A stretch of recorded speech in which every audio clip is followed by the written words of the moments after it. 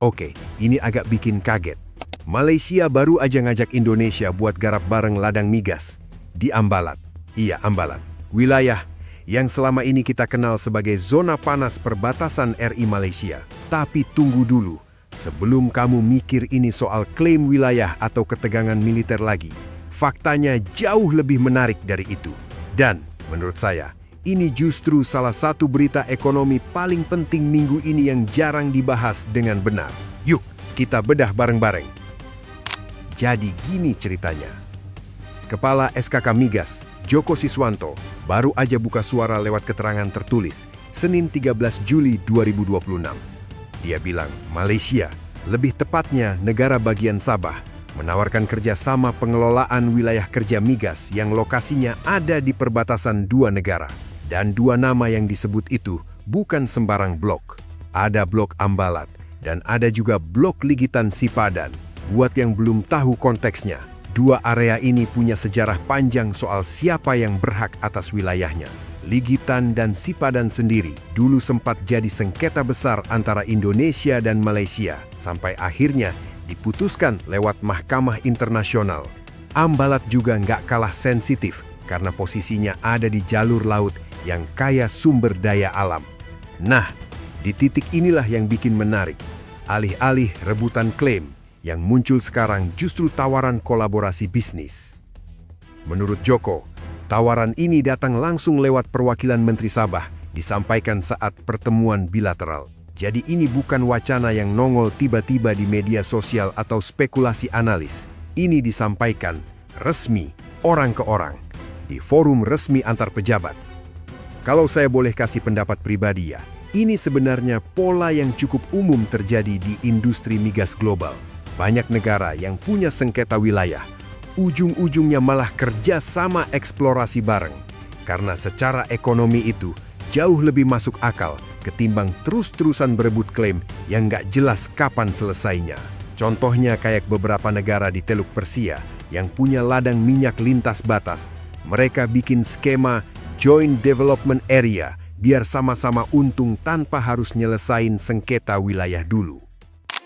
Sekarang pertanyaannya, kenapa tawaran ini muncul sekarang? Jawabannya ada di satu momen spesifik, penandatanganan perpanjangan kontrak FPSO Bukit Tua. FPSO ini semacam pabrik apung, fasilitas produksi terapung yang fungsinya nampung, olah, dan simpan minyak gas hasil eksplorasi laut sebelum akhirnya dikirim ke darat.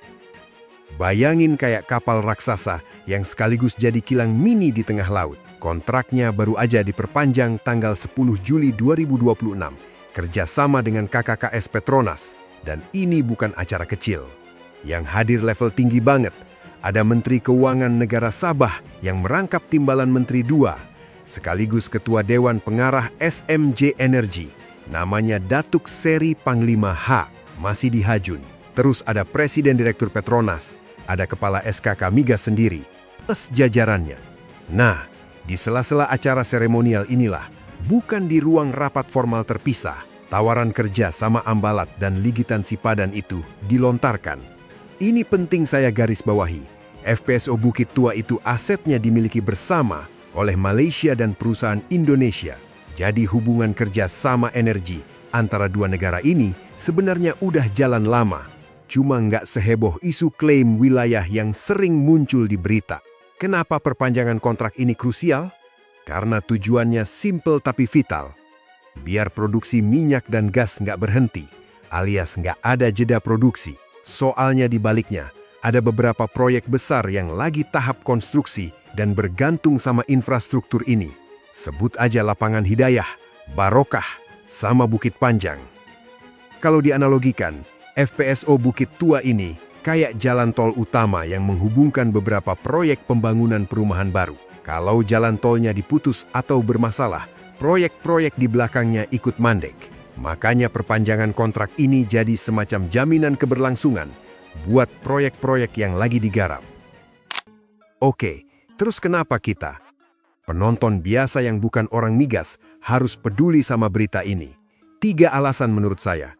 Pertama, soal ketahanan energi nasional. Migas itu masih jadi tulang punggung energi Indonesia. Meskipun transisi ke energi terbarukan terus digenjot, setiap kali ada potensi cadangan baru yang bisa digarap.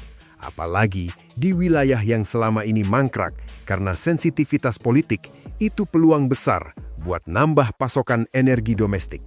Kedua, soal hubungan bilateral. Ambalat itu selama bertahun-tahun jadi simbol ketegangan RI Malaysia. Tiap kali ada insiden kecil di perairan itu, biasanya langsung ramai di media, muncul narasi siaga militer dan semacamnya. Nah, kalau justru yang berkembang sekarang itu kerjasama ekonomi, ini bisa jadi sinyal positif buat menurunkan tensi. Saya nggak bilang sengketa wilayahnya otomatis selesai ya. Itu isu hukum internasional yang jauh lebih kompleks. Tapi minimal ada jalur komunikasi yang lebih konstruktif antara dua negara di area sensitif ini.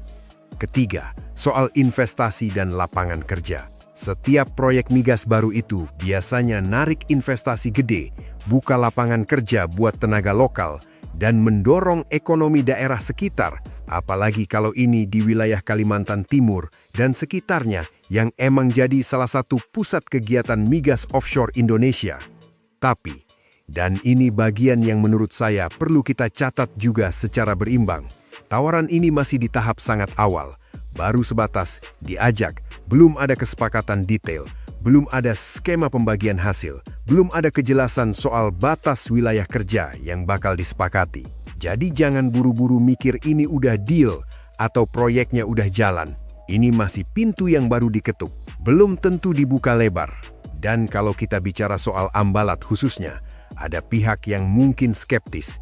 Apakah kerja sama semacam ini nantinya bisa disalahartikan sebagai bentuk pengakuan terhadap klaim tertentu?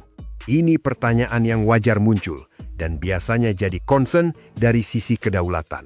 Di sisi lain, ada juga pandangan bahwa justru kerjasama ekonomi semacam ini yang paling realistis buat dua negara yang sama-sama punya kepentingan di wilayah itu, ketimbang terus jalan sendiri-sendiri tanpa hasil jelas. Jadi ini bukan cerita hitam putih. Ada plus, ada yang perlu diwaspadai. Joko sendiri di akhir keterangannya nyampein harapan yang cukup sederhana. FPSO Bukit Tua bisa beroperasi aman, lancar, dan selamat selama 10 tahun ke depan. Kedengarannya sepele, tapi buat industri yang risikonya tinggi kayak migas lepas pantai, harapan aman dan selamat itu bukan basa-basi. Itu doa yang serius, karena taruhannya nyawa pekerja dan aset bernilai triliunan. Nah, buat kamu yang penasaran gimana kelanjutan tawaran Ambalat dan Ligitan Sipadan ini, apakah bakal beneran digarap bareng atau cuma jadi wacana di forum bilateral? Saya bakal terus pantengin perkembangannya, karena ini salah satu isu yang kalau beneran jalan bisa jadi presiden penting buat cara Indonesia dan Malaysia ngelola wilayah perbatasan yang selama ini penuh drama.